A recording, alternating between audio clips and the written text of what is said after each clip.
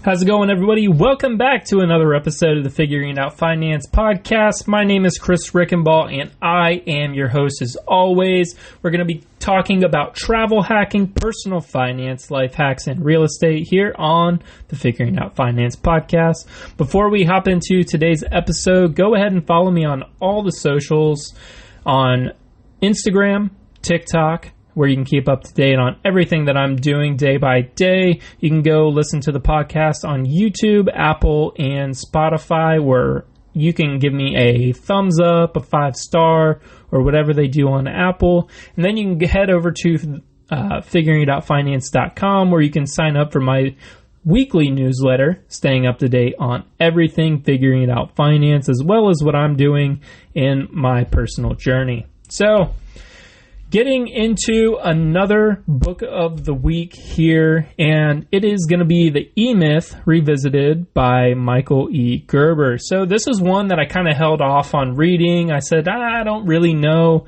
how it's going to be beneficial to me reading, but as I've worked in 2 small businesses that didn't really work out, it really put a lot of things into perspective that I saw and things that I'd be able to take into my own journey as I kind of get going here.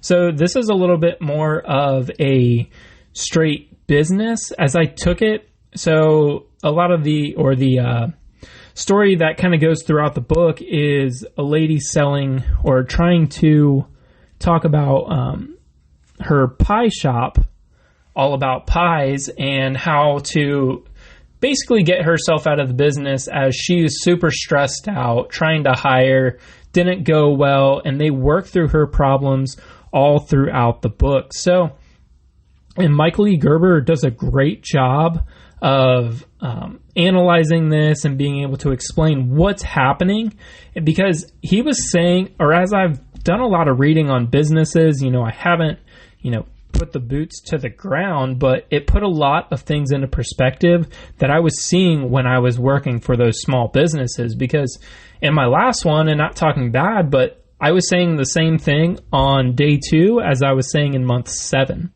So it's like, this isn't the area you need right now. This is the area. And I was able to clearly see that.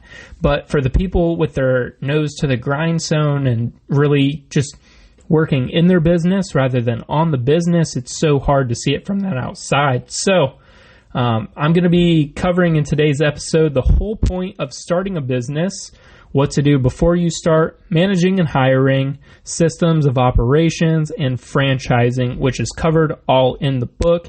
And I'll break down what Gerber says, as well as the way I kind of interpret it and the way that I'm able to explain it a little bit.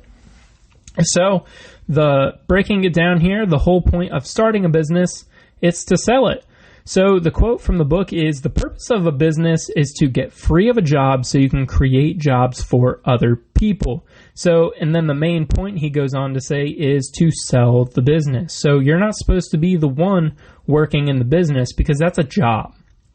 And you don't want a job, you want to be a business owner. So getting out of that business or getting into the business owner role is different than being an employee in your own business. So that's where a lot of people in these small businesses really, really struggle, because it's something they're passionate about. They get into it and then they start to grow, and then all of a sudden it's really, really hard to be able to get out of doing the work, because now you're in it. Now it's serious. Now there's bigger money on the table, and it's going to be really hard to be able to trust those other employees to do that work the way exactly you want it done. So the quicker you get out of the business is the goal, and you're able to really work on setting up exactly how you want to do that. So that leads us into before you start. So the quote from the book is, "Your job is to prepare yourself and your business for growth, to educate yourself sufficiently so that as your business grows, the business's foundation and structure can carry the additional weight." So Michael Gerber really explains that well in the book, because just breaking down that quote is, your job is to prepare yourself and your business for that growth. So just being able to sit on that quote for a second, your job is to prepare yourself and your business for growth. So, set aside starting, putting down the legwork, what products you're going to sell, how you're doing it. You need to write down every position in your company and write your name under it. So no matter where you're at in your business, whether there's one person or 50, you need to be able to write down every position in your company and write your name under it, because that is giving yourself a title as to where and how you're going to be able to hire. So this is really just creating a business plan for your business, how you want to do things, because that's going to be able to build your systems of operations, as I'm going to talk about a little bit later. So first, Michael Gerber really starts to talk about is write down every position in your company and write your name under it, because you are the employee under that exact position. So then you're going to be able to create a business plan, how you want to do it, every little detail about what your business looks like when it's running super efficiently, because not everybody's going to be doing everything in the business. So you need to be able to create that plan, because it gives yourself a direction to work towards, and you're going to be able to visualize how everything looks, how it's running, and it's just going to be able to give you that solid vision. I think that's the vivid vision. I haven't read that yet, but it's on my list. But being able to put it in your head, put it down on paper, and then you're able to show your other employees as well as yourself.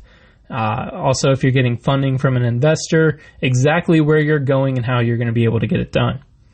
So getting into the third part here, it's going to be the managing and hiring process. So the quote from the book, or from Michael Gerber, is, if everybody's doing everything, then who's accountable for anything? So I love this quote, because this is how it was a little bit in my last job, because there were two people doing everything in the company. And then we kind of started divvying up positions a little bit, but it was still, everybody's kind of doing everything, responsible for multiple areas. And that's where it got really confusing for me. So I'm going to go back to the systems of operations here and why this is so important, to be able to write your name under every single position in this business. So say there's 5 different positions, you're the employee with your name right under that. So that's super important for managing and hiring, because you're able to see every position in your business, and you're able to hire for that position and take your name out from under it. So that's going to make it super, super simple. Easier said than done, obviously, but you know exactly what that role is going to be doing, because you build out your systems of operations. Say it's a salesperson. Hey, your job is to go make sales. I don't want you doing anything else in this business. Your job is to go make us money and yourself money, and that's where your role is going to be. And it would get a little bit off if you're like, hey, welcome to the business. Here is 5 different positions. You're going to be doing about 3 of them. You're going to be doing here, a little bit here, helping out here. That's going to get really, really confusing for that person. And then you're going to be putting a lot of weight on them. And as they talked about in the book, is that if that person leaves, you're screwed, because you put so much on that one person, and there's not a systems of operations that they're able to take over. You're going to be hiring for 3 new positions rather than just the one. Say a salesperson leaves, you go out and hire a salesperson. If you're lacking a COO, then you need to go hire a COO. And you have the systems of operations to exactly what that position needs to be doing. So, for example, think about McDonald's. They know exactly what their role is every single time they come in. This is what you're supposed to be doing. Here's how you do it. Here's how you dress. Here's how you act. Here's what you say to the customer. So that's the system of operations that's managed or mentioned pretty frequently throughout the book. And it makes so much sense, because in the end of the day, that's what you're building. You want something that's able to be repeated, because in the grand scheme of things, you're building a business to be able to hire jobs out and to sell the business. So, wrapping up on that little part there, the managing and hiring, you know every position in the company, so being able to write down that position, put your name under it, and then hire or build a systems of operations for that specific role. So you handwrite the entire rule book, what that person's doing, everything about it, and then that makes your next hire super, super simple rather than leaning on one person for many jobs. So I'm not going to dive too deep here into the selling part of the book, but the customer is going to tell you what to sell and what they want. If you go out there with a product that nobody wants, it's going to be really, really hard to sell. So what's in demand?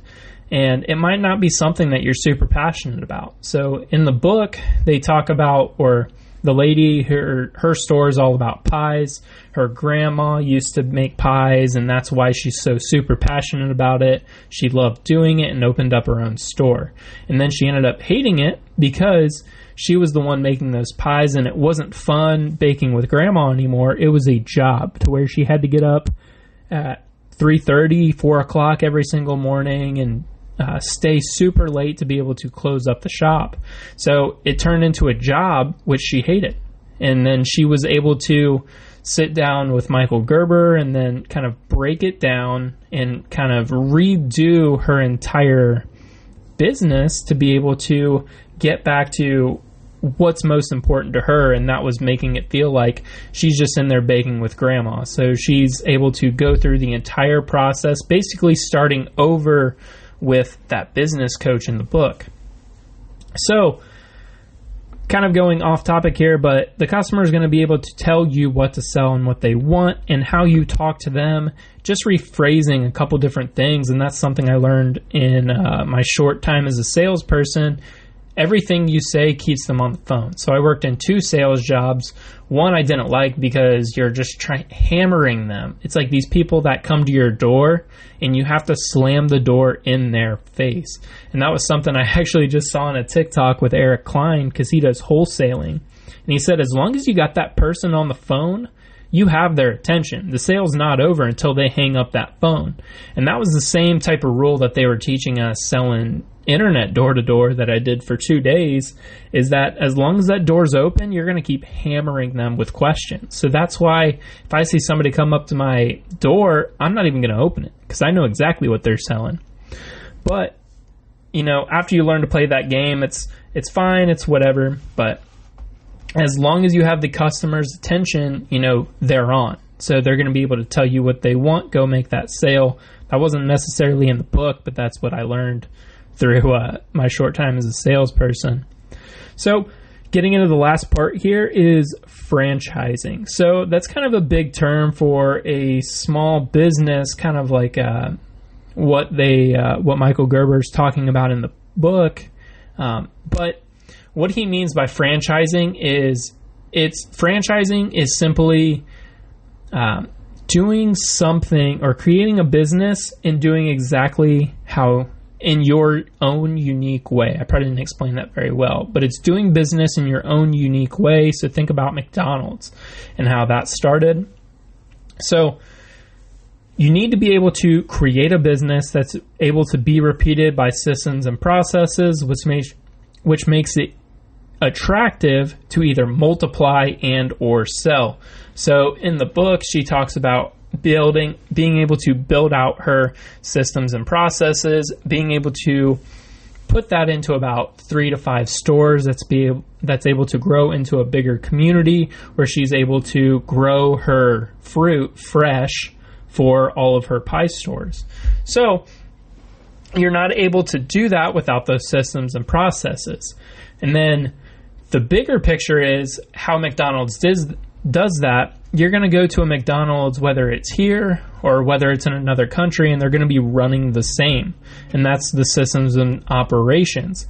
So if every store does something a little bit different, that's going to be really, really hard to buy if you're buying businesses. So listening to people that are talking about buying businesses, it's you're going to want something that's not completely dependent on the owner. So in the beginning of the book, where the owner was doing everything in the business, it's going to be really hard to multiply that because there's only one of her. So if you have multiple employees, you have the systems and processes, and you're able to scale to a couple different stores, and then you're able to sell that, because what it is, it's a turnkey business. So you're able to just sell that to another person. They're not really going to have to do much, and they're able to keep that branding, maybe rebrand, but there's not going to be much change because the systems and processes are going to be working so well, and it's going to be so attractive to be able to sell to somebody. So in the end of the day, that's the goal, is to be able to create jobs and or sell the business. So that's what I got from today, or this week's book of the week, which is The E-Myth Revisited by Michael E. Gerber. So I highly recommend checking it out. I got a lot more from it than I thought I would. And next in my book lineup is going to be Real Estate Partnerships by Ashley Kerr and Tony J. Robinson. That'll be next week's book, maybe, if I end up finishing it this week. But as I kind of dive deeper into the real estate stuff and putting together partnerships, I thought it would be a good introduction to it, you know, making sure I'm doing everything kind of maybe not the right way, but just being able to get a little bit more creative, understand some different types of partnerships. So that'll be maybe next week or in 2 weeks, book of the week. So I appreciate you tuning in, and go check out this week's book of the week, The E-Myth Revisited by Michael E. Gerber. And we'll see you next time on Friday for episode 40 of the Figuring It Out Finance podcast. Thanks again.